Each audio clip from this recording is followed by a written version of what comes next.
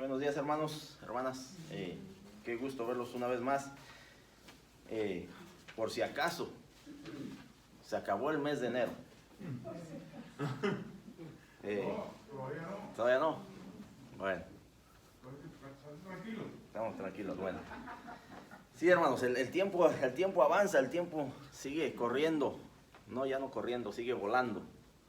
Se van las semanas rapidísimo, pero estamos aquí esta mañana para continuar con nuestro estudio. No sé si recuerden el tema del estudio que comenzamos la semana pasada. El tema principal, lidiando con las emociones. Lidiando con las emociones. Ciertamente es algo con lo que lidiamos todos los días.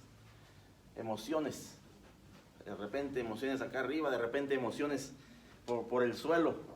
Pero emociones, cada día tenemos que lidiar con ello. Bueno, esta mañana el tema de esta semana es encauzando la ira. Encauzando la ira. Y para eso, hermanos, vamos a comenzar con una oración. Oremos. Padre bendito, te damos las gracias. Gracias una vez más por tu misericordia, Padre. Ciertamente ha transcurrido una semana más y estamos aquí, Padre, para buscar de tu presencia, para buscar de tu amor, de tu gracia. No que sea el único día que lo hacemos, Padre, sino que estamos aquí como iglesia, como parte de tu pueblo, congregados para recibir de tu palabra, Padre. Te pedimos que nos guíes en esta mañana, que sea tu Santo Espíritu hablando a cada uno de nosotros, hablando a nuestro corazón, a nuestra mente, para que podamos discernir, Padre, qué es lo que tú tienes para nosotros, qué es lo que tú quieres que escuchemos esta mañana, qué es lo que nos vas a hablar, qué es lo que va a tocar nuestro corazón esta mañana. Te pedimos que sea tu Santo Espíritu que nos hable, que nos toque, y que, Padre, podamos no tan solo discernir en tu palabra, sino atesorarla y ponerla en práctica, bendito Dios, cada día de nuestra vida. Te pedimos, Padre, por cada uno de mis hermanos y hermanas aquí presentes, te pedimos que tú les sigas bendiciendo, que tú les sigas proveyendo, Padre, al igual por aquellos que no han llegado, Padre, aquellos que no van a venir esta mañana. Tú sabes el porqué, tú sabes la situación, pero, Padre, te pedimos que tú sigas obrando en sus vidas, así como en la de cada uno de nosotros. Padre, te pedimos por aquellos que están sufriendo por la enfermedad, por esta pandemia, por este virus que sigue contagiando a miles y miles de personas cada día, Padre. Pero aún ahí, Padre, sabemos y entendemos que tú sigues en control de esta situación y que hay una razón, hay un propósito para ello, Padre. Esa razón es que nosotros como pueblo de Dios vengamos y busquemos más de ti, Padre. Que podamos entender, Padre, que sí hay situaciones que tú permites y que seguirás permitiendo, Padre, para llamar nuestra atención. Padre, nos ponemos en tus manos pidiéndote por aquellos que están contagiados en este momento y que tú estés obrando en sus vidas, Padre, que tú estés poniendo tu mano poderosa sobre ellos, Padre, para restaurarlos, para sanarlos, bendito Dios. Bendito Dios, nos ponemos en tus manos en esta mañana con este estudio y te pedimos que seas tú quien nos guíe en esta mañana, y te pedimos todo esto en el nombre de tu Hijo amado Jesucristo. Amén. Pues sí, hermanos, encauzando la ira, ese es el tema de esta mañana. Encauzando, ¿qué es encauzar? Dirigir. Es de dirigir hacia donde debe de ir. Encauzando la ira, ¿cuántos de nosotros lidiamos con ese problema? ¿Cuántos nos molestamos por alguna pequeñez de la vida? Por alguna situación que tal vez para algunos de nosotros no tenga validez o no tenga valor. Hay gente que se molesta porque tal vez el día de hoy usted se sentó en el asiento de alguien. Dice, ese es mi asiento, ¿por qué está sentado ahí? Tal vez se molesta porque, bueno, hoy me levanté y venía con todas las ganas del mundo para ir a la iglesia y, ay, hermano, está lloviendo. Y son cosas que nos molestan, son cosas que de repente nos llevan a la molestia.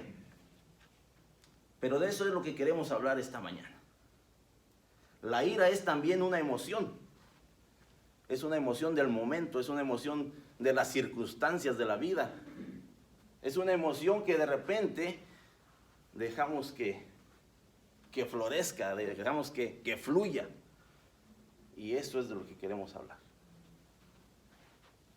Todos por naturaleza tendemos a enojarnos, a molestarnos por ciertas situaciones, por ciertas circunstancias. La pregunta es cómo lidiamos con esa emoción. ¿Cómo lidiamos con esa emoción que nos puede llevar a conflictos, a situaciones de lucha, de batalla, de pelea, de guerra? ¿Usted ha visto una persona enojada?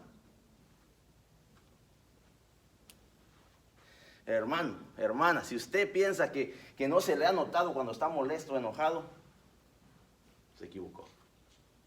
Es algo que se deja ver en nuestra cara, en nuestras expresiones, en la manera que hablamos, en la manera que nos dirigimos hacia alguien. La ira, la molestia. Es algo que se puede ver. Y por eso es la pregunta, si usted ha visto a una persona enojada. Y si lo ha experimentado, ¿cómo se siente en ese momento? ¿Cómo se siente en ese momento que esa persona está molesta, enojada y empieza a hablar, empieza a decir algunas cosas que tal vez no son muy agradables para nosotros? Tal vez se sienta incómodo. Tal vez lo lleve a usted a sentirse molesto al ver a esa persona molesta. Tal vez. Entonces déjenme preguntarle.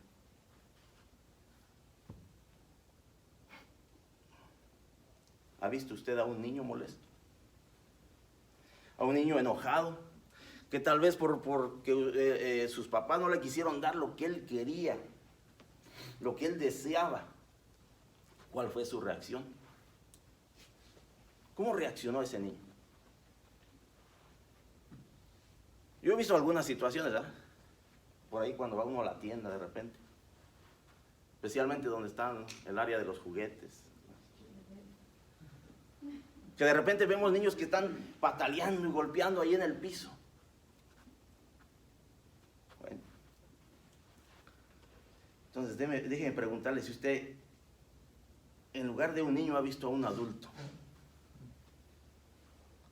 en esa situación de molestia, de enojo, de cólera. ¿Cuál ha sido la reacción? Porque sí, yo he visto a algunos, no tan niños, reaccionar de la misma manera. Y eso es de lo que queremos hablar esta mañana. En el Salmo 35,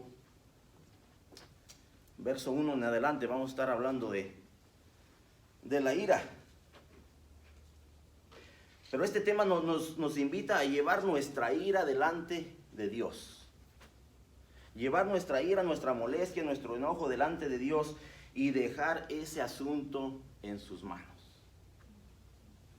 Porque de otra manera tal vez los resultados no van a ser los esperados.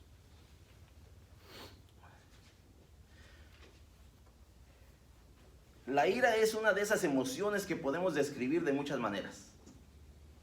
Algunas de las más conocidas son el furor, la cólera, el enojo, la irritación. Es estar enfadado, disgustado o molesto. Eso es lo que es la ira. Llámelo como usted quiera. Pero con la ira no se juega. Pues puede brotar en un instante y una vez encendida no es fácil de apagar. Una vez que damos rienda suelta a ese sentimiento, a esa emoción, no es fácil de controlar. No es fácil de apagar. Por supuesto, siempre hay cosas que justifican una emoción agitada. Y siempre va a haber justificación. ¿Cuántos de ustedes han oído esta frase? Reaccioné así porque alguien me hizo enojar.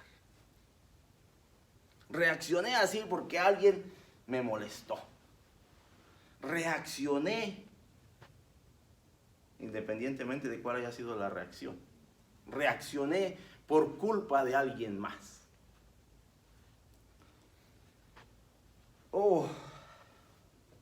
La pregunta entonces sería, ¿por qué alguien nos puede llevar a perder la cabeza, pero no nos puede llevar a tomar decisiones correctas? Esa es la pregunta que nos vamos a hacer esta mañana. ¿Por qué alguien nos puede llevar al punto de perder la cabeza a través del enojo y la molestia, pero no nos puede llevar al punto de tomar decisiones correctas, decisiones de cambio para nuestra vida? Entonces eso nos puede llevar a pensar que en realidad simplemente es una excusa el decir, alguien me hizo enojar. Reaccioné de esta manera porque alguien me hizo algo, porque alguien me llevó hasta ese punto. ¿Acaso el estar molesto no es una decisión personal? Yo puedo reaccionar como quiera a las acusaciones, a los abusos, a las cosas que alguien me está haciendo. Yo tengo la decisión de reaccionar de la manera que yo quiera reaccionar.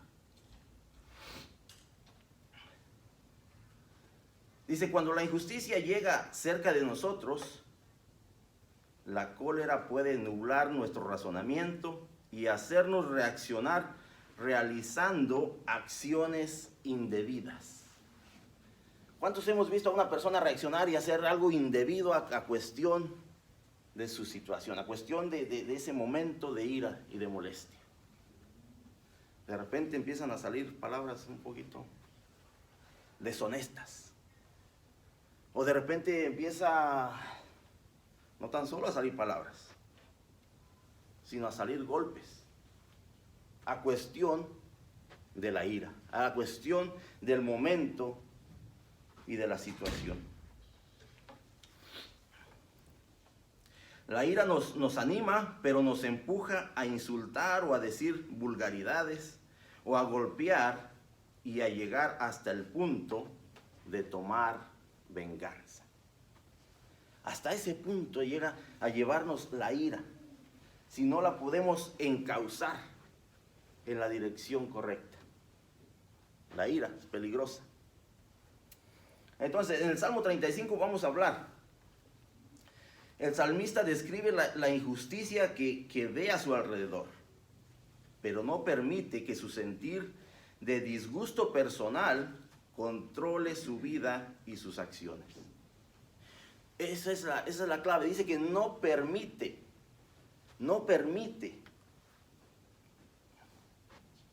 que el disgusto personal controle su vida y sus acciones.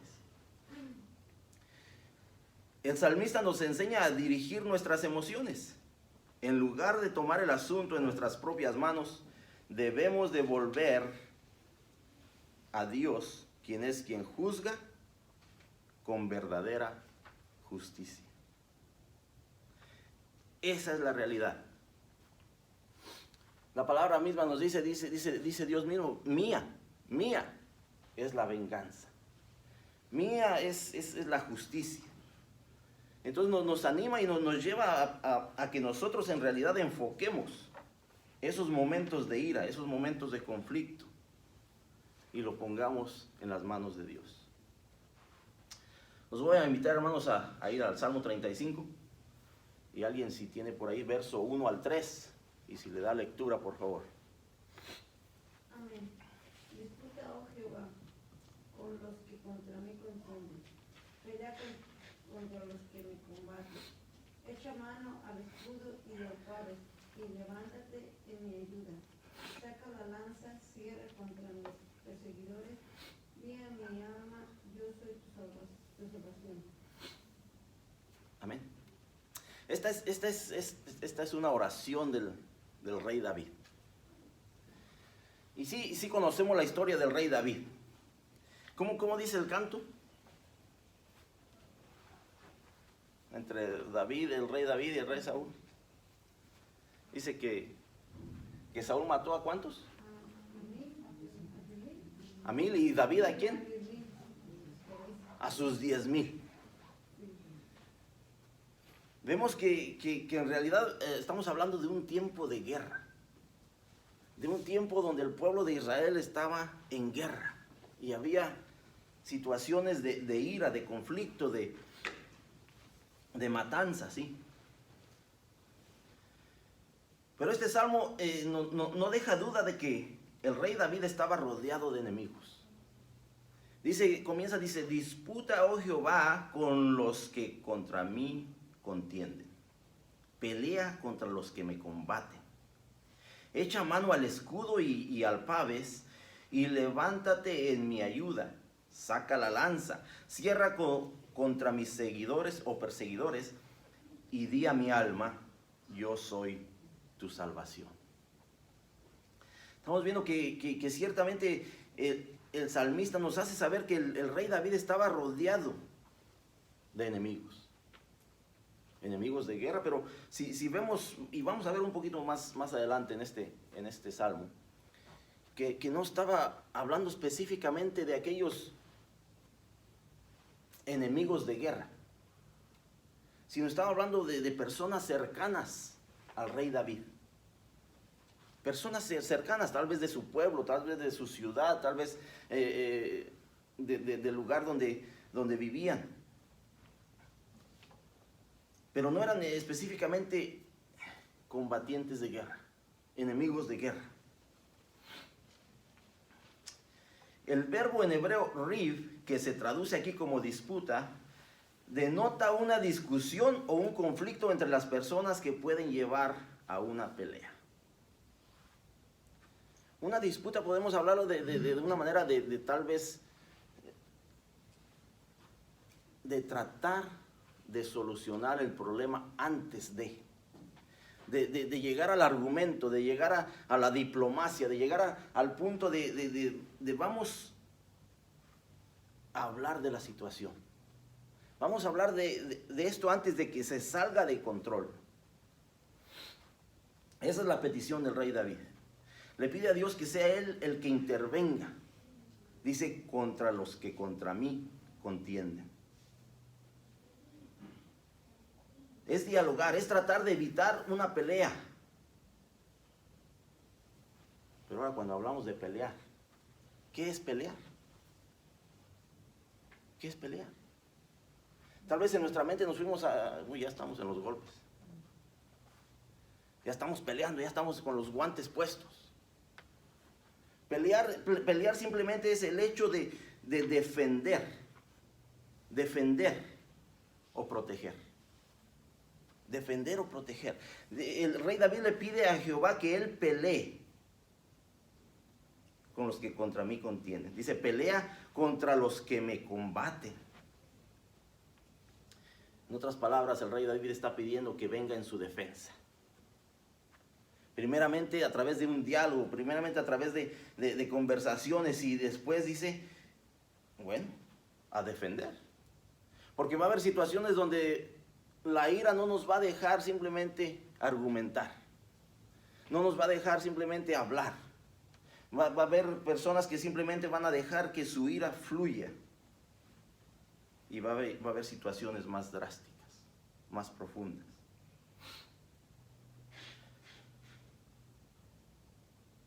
En verdad, dice, muchas contiendas y guerras y malentendidos han sido resultado y han sido resueltos a través de la vía diplomática, han sido resueltos a través de las conversaciones, a través de simplemente ver cuál es el problema y hablarlo y encontrar una solución. Pero aun cuando el adversario no tenga interés en buscar una solución a la enemistad, no hay cosa mejor que clamar a Dios. No hay cosa mejor que pedirle a Dios que sea Él quien tome parte de esta situación.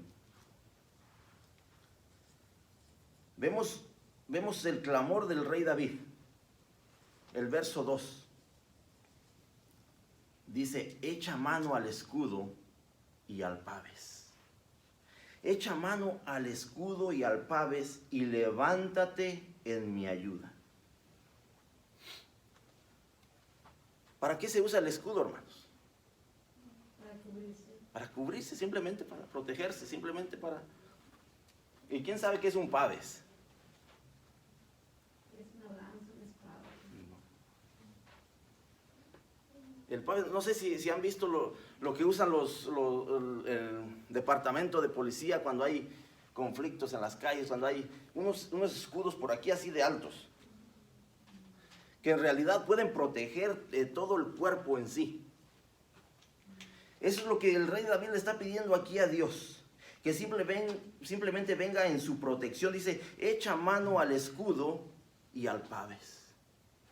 No le está pidiendo que vaya y destruya a sus enemigos, ¿verdad? Como puede ser un pensamiento en el momento de ira, como puede ser un pensamiento en el momento de nuestro enojo. Pedirle a Dios que vaya y acabe con nuestro enemigo. No, el rey David dice, echa mano al escudo y al paves. Simplemente, protégeme. Protégeme.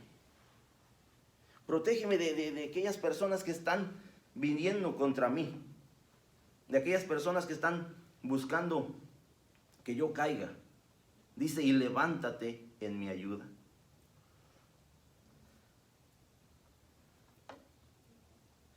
El rey David aquí empieza a identificar la armadura específica, el escudo y el paves. Algo que simplemente va a protegernos, algo que no en realidad estamos siguiendo a pelear en contra de aquella persona para destrozarla, para acabarla. Simplemente estamos pidiendo la ayuda de Dios en protección.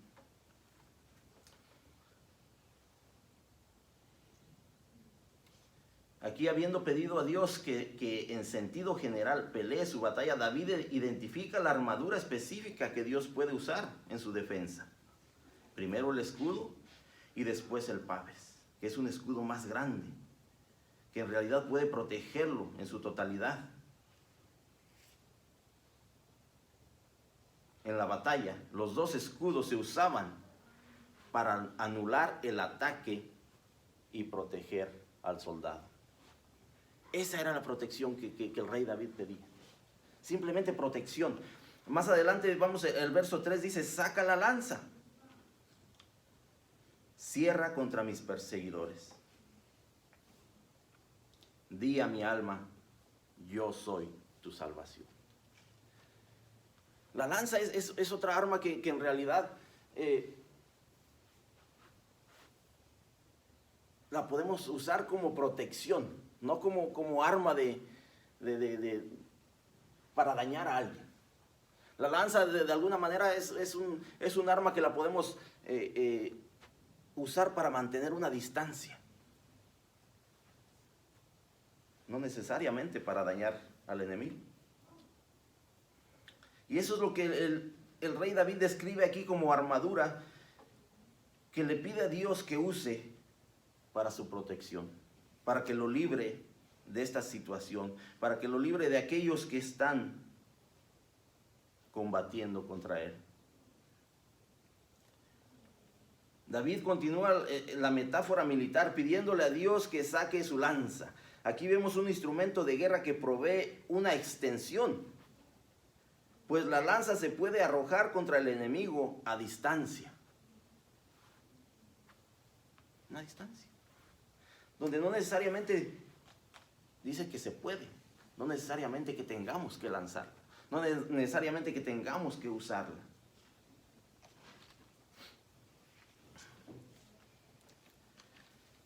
Sí hay batallas por pelear, sí las va a haber, hermanos. Va a haber batallas en nuestra vida, va a haber situaciones donde vamos a encontrar esas personas conflictivas en nuestra vida, donde nos van a llevar hasta el borde de la situación, a la ira, al enojo, a la molestia. La pregunta es cómo vamos a reaccionar a esa situación. ¿Qué vamos a hacer? Le voy a pedir a alguien que me acompañe a Romanos 12, 18 al 20. Sí hay batallas por pelear, pero deja que Dios las pelee por ti. Deja que Dios le dé la solución a esa situación. Romanos 12, 18 al 20. Dice, si es posible, en cuanto depende de vosotros, estad en paz con todos los hombres. No os venguéis vosotros mismos, amados míos, sino dejad lugar a la ira de Dios, porque escrito está, mía es la venganza, yo pagaré, dice el Señor. Así que, si tu enemigo tuviera hambre, dale de comer. Si tuviera sed, dale de beber.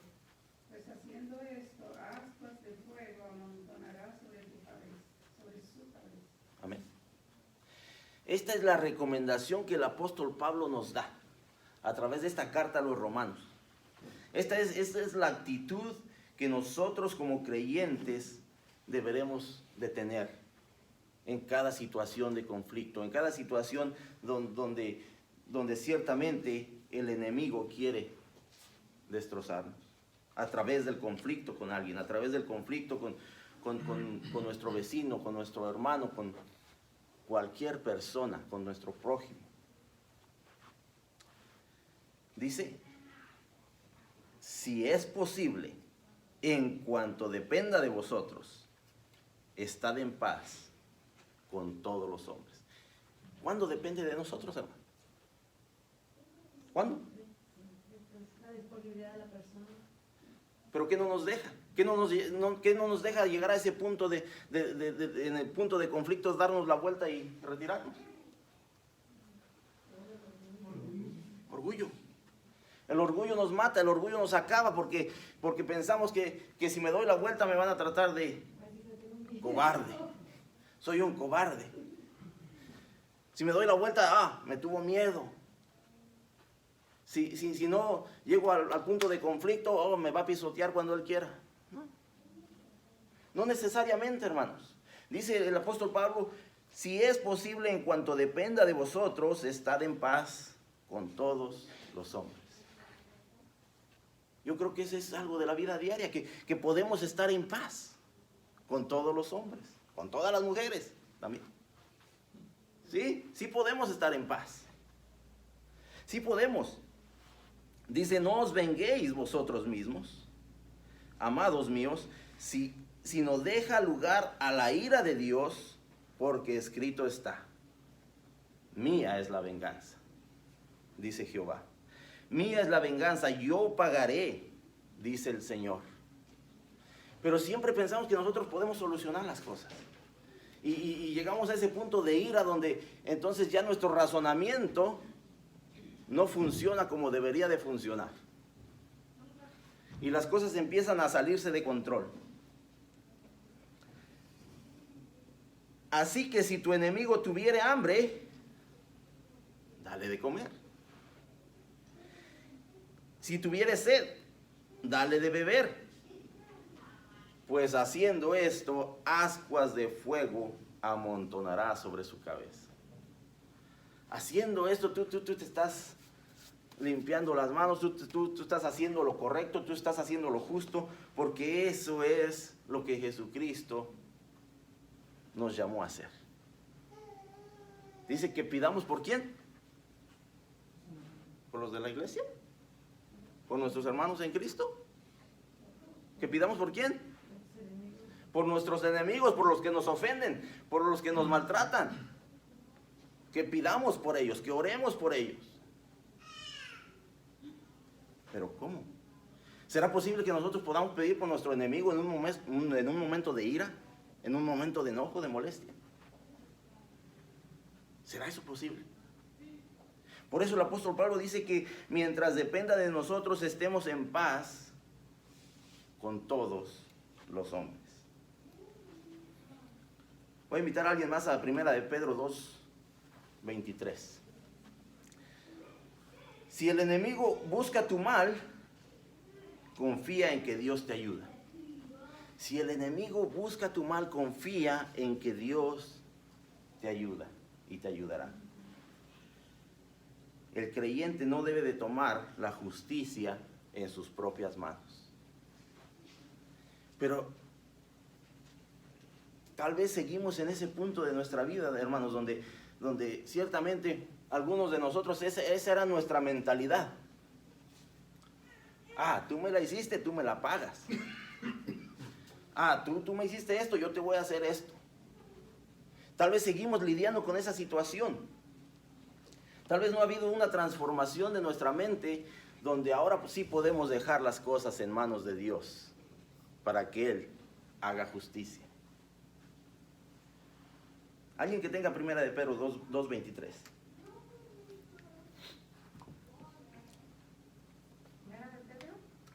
Amén.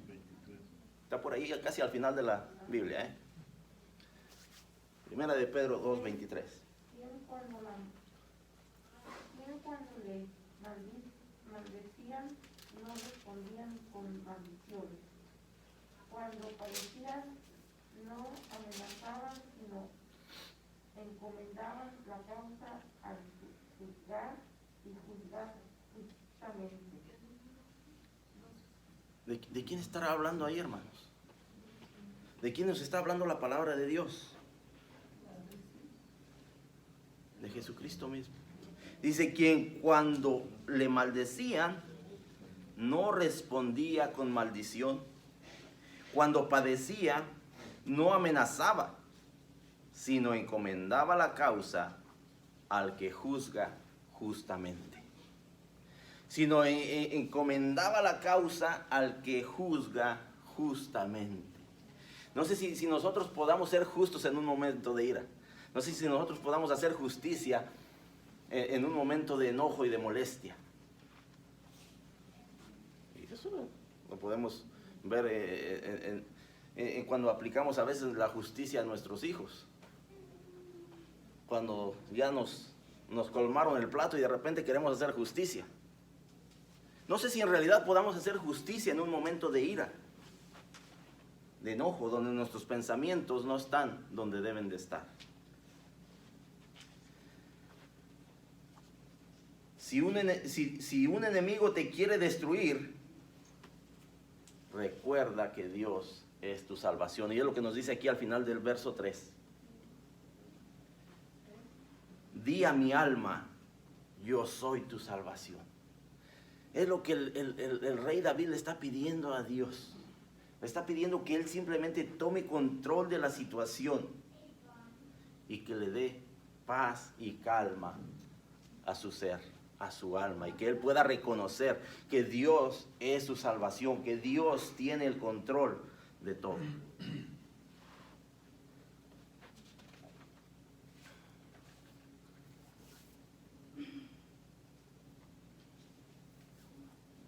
Tengo otra pregunta para ustedes, hermanos. ¿Qué has notado tú al ver a una persona enojada? ¿Qué es lo que puedes tú percibir? ¿Cómo se denota eso en una persona?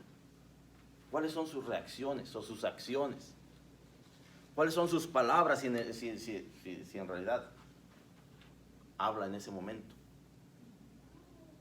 Una persona molesta simplemente no puede estar en sus 5 sentidos. Simplemente no va a reaccionar de la manera que debería de reaccionar. Simplemente no va a aplicar la justicia que busca, la justicia que quiere. Vamos a Salmos 35, verso 13 al 16, si alguien le da lectura.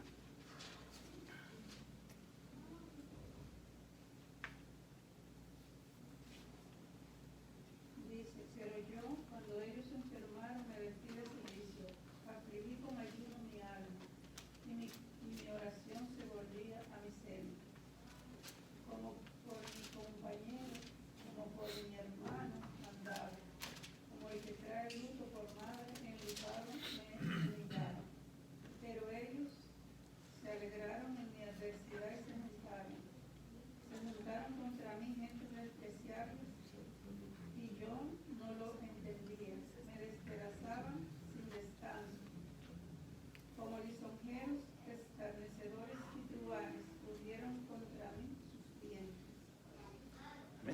Aquí vemos la continuidad de la petición del rey David, pero ahora vemos su reacción a la situación.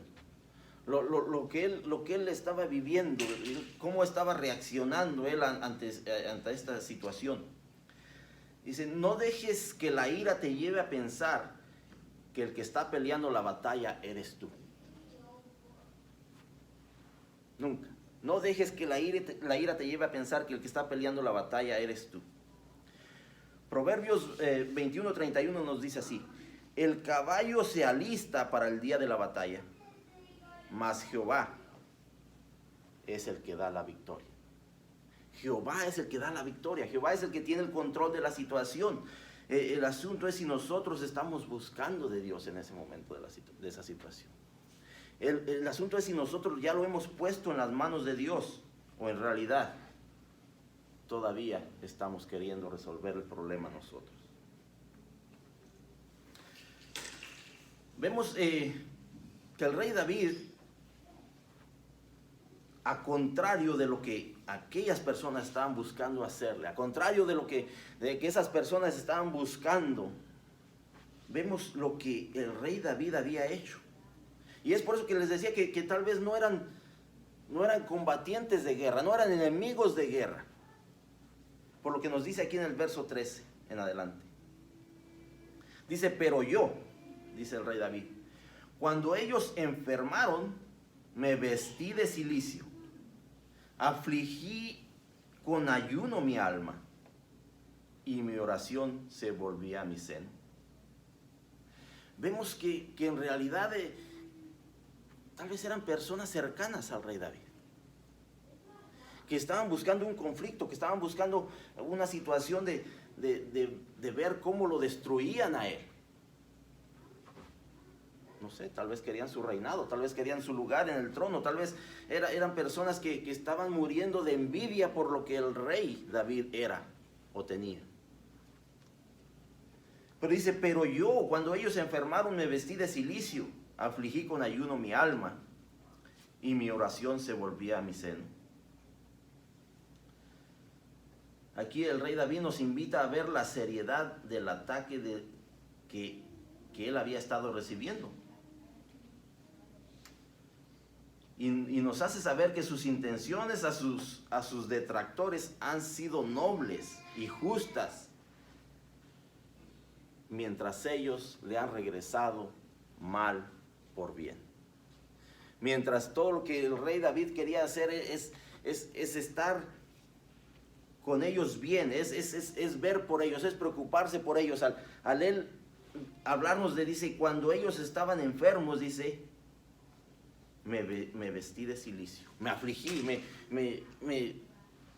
me tocó el corazón. Dice, también dice, afligí con ayuno mi alma.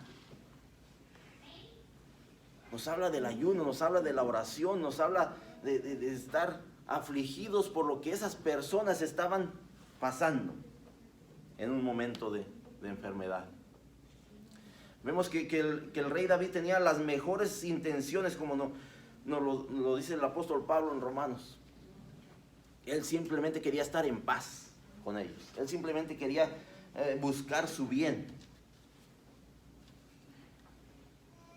Él se vistió de cilicio. Él estaba acongojado. Él estaba sufriendo con ellos.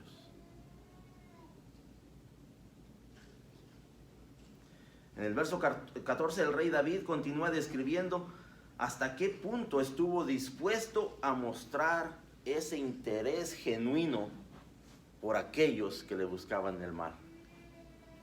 Verso 14 dice, como por mi compañero, como por mi hermano andaba. O sea que él estaba dispuesto a hacer cualquier cosa por estas personas, para que estuvieran bien. Los trató como un compañero, como un amigo. Los trató como un hermano de su sangre. Dice, como al que trae luto por madre, enlutado me humillaba.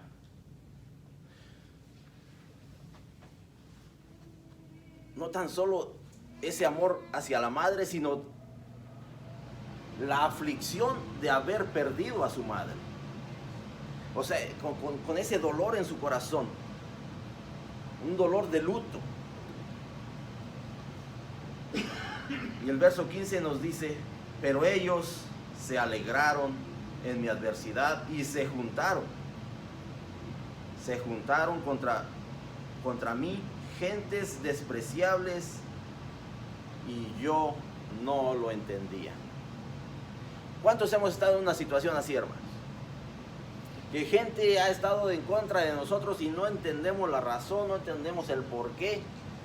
Hemos tratado de hacer el bien lo mejor que podemos, hemos tratado de ver por ellos y ellos siguen ahí, duro y dale, y están viendo a ver cómo nos acaban. Esta es la situación que el rey David estaba viviendo. Pero ahora imaginemos por un segundo a este hombre, al rey David, un hombre de guerra, un hombre que no le costaba nada levantar una espada, una lanza, un escudo y ir y tomar la situación en sus manos. Pero que optó por hacer lo correcto, pero que optó por hacer lo que era necesario hacer, dejarlo en las manos de Dios. No sé cuántos de nosotros podamos hacer esto, hermanos. No sé cuántos de nosotros podamos, en ese momento de conflicto, en ese momento donde hemos tratado de hacer lo mejor posible, de ser lo más justo posible en la vida, de ver por aquellas personas que nos han hecho algo y seguir ahí, mantenerse ahí, pidiéndole a Dios que sea Él quien tome la decisión correcta, que sea Dios quien en realidad haga justicia, en lugar de ir nosotros y tomar justicia por nuestras propias manos. Pero ellos se alegraron en mi adversidad y se juntaron contra mí gentes despreciables y yo no lo entendía. Me despedazaban sin descanso. No que lo hayan cortado en pedacitos, no literalmente, sino que vemos la intensidad de la situación que el rey David estaba viviendo, que eran contundentes, que seguían ahí con insistencia, buscando que el rey David cayera.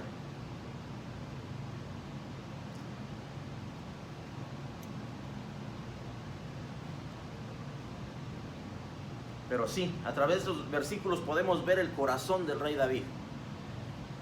Un corazón limpio, un corazón puro, donde él simplemente le da lugar a Dios para tomar la decisión correcta. Nos muestra un amor sincero, sin reservas. La pregunta es, ¿cómo reaccionamos nosotros ante esta situación? ¿Cómo nos vemos nosotros ante una situación de conflicto? ¿Cómo hemos visto la sociedad en este tiempo en una situación de conflicto, en una situación de búsqueda de justicia? Yo creo que el año pasado lo vimos muy claro, queriendo hacer justicia por su propia mano, queriendo y tomando decisiones pensando que están haciendo justicia, causando más injusticia. La pregunta es, nosotros como creyentes, ¿qué estamos haciendo? ¿Cómo estamos llevando esta situación de ira, de conflicto en la que se está viviendo en este tiempo?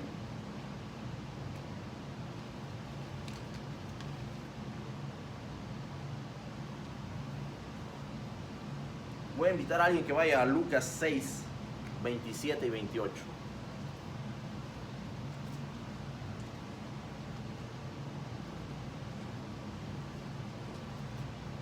En tiempo de adversidad, ¿cómo estamos reaccionando a esa situación?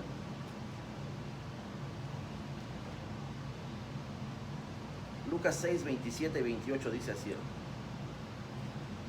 pero a vosotros los que oís os digo, amad a vuestros enemigos, haced bien a los que os aborrecen, bendecid a los que os maldicen, y orad por los que os calumnian. Ese es el llamado que nos está haciendo Dios. A simplemente vivir bajo este mandato.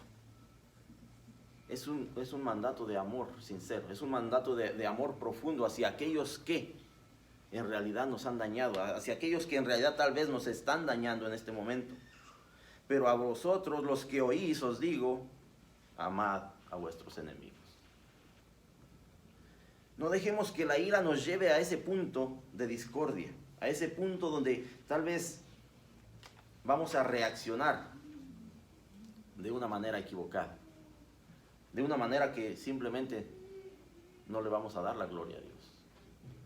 Simplemente no lo vamos a representar como debe de ser representado. En una sociedad donde sí va a haber conflicto, donde sí va a haber lucha, donde va a haber batalla, donde tenemos que en realidad representar a Dios por quien Él es. Salmo 35, verso 17 y 18, hermanos. Alguien que lo lea, por favor.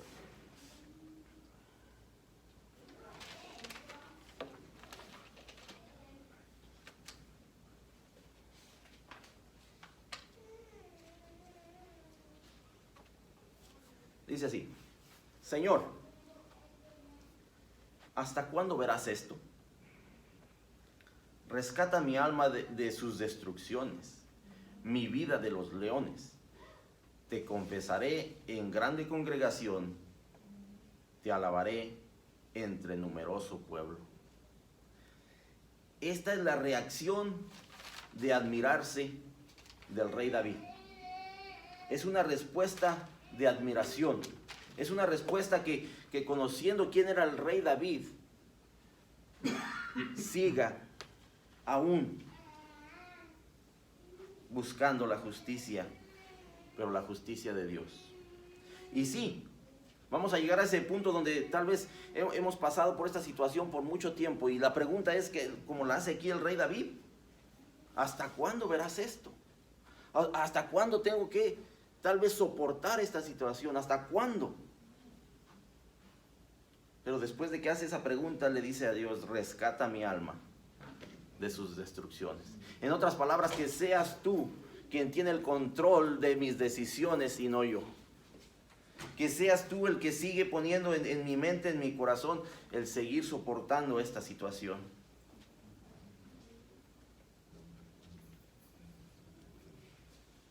Le voy a pedir a alguien que vaya a Gálatas 5:22. Porque ahí podemos encontrar algunas cosas, algunas cualidades que son el fruto del Espíritu. Y una de ellas es por la que estaba pasando el rey David.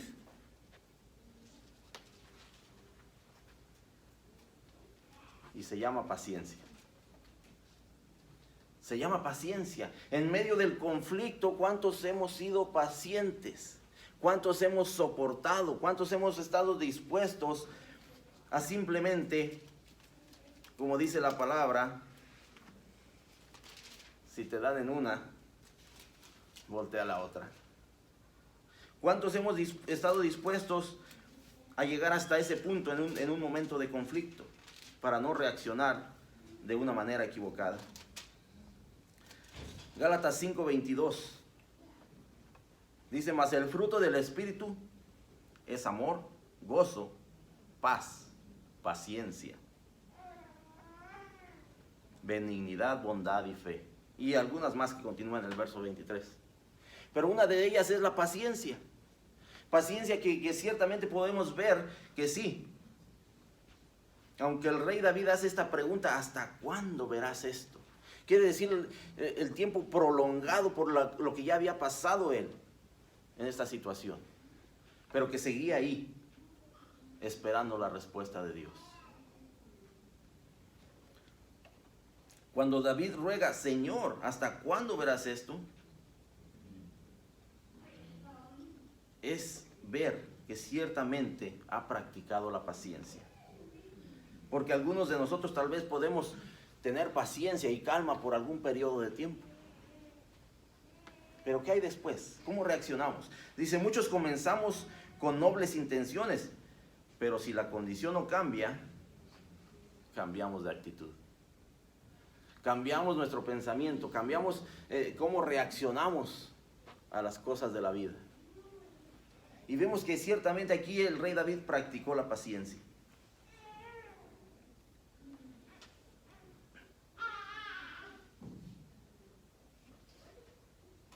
Lleva tu ira a Dios y deja el asunto en sus manos. Encauzando la ira se llama este estudio, hermanos. Encauzando la ira quiere decir que la llevemos hasta el punto donde Dios tiene el control de la situación y no nosotros. El asunto principal en estos versículos es recordar que David nunca cedió a la naturaleza pecaminosa que busca la venganza. David no se dejó gobernar por la ira personal. El rey confió en Dios, sabiendo que Dios juzgará con rectitud, sabiendo que Dios hará lo correcto en esa situación. Pero sí, tenemos que ponerlo en las manos de Dios.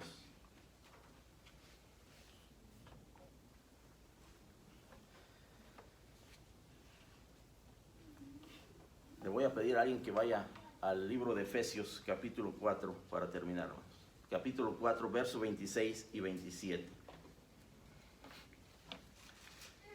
La Biblia nos enseña, sin equivocación, que la ira del hombre resulta en fracaso y vergüenza. Gracias al Señor, el creyente ha sido redimido de este estilo de vida para vivir en santidad ante Dios. Cuando estamos conscientes de que andamos ante Dios, hacemos todo lo posible por expresar emociones honestas. Nuestra respuesta no es acceder al enojo desenfrenado. Al contrario, como dice Pablo en Romanos 12, 20 y 21. Así que si tu enemigo tuviere hambre, dale de comer.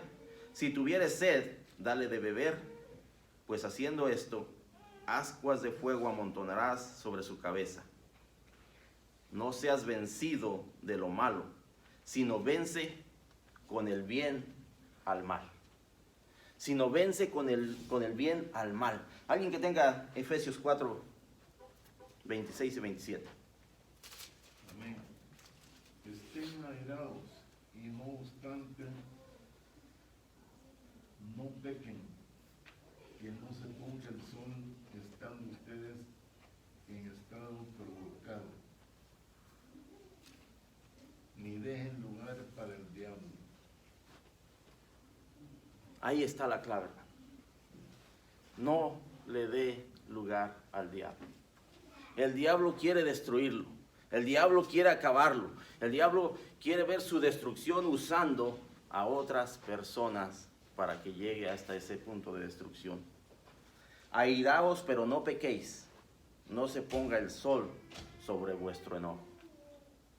Tenemos la oportunidad de solucionar cada situación de molestia, de enojo, durante ese día, hermanos. Soluciónelo, pónganlo en las manos de Dios y Dios proveerá y Dios responderá. No le dé lugar al diablo. Hermanos, que Dios me los bendiga.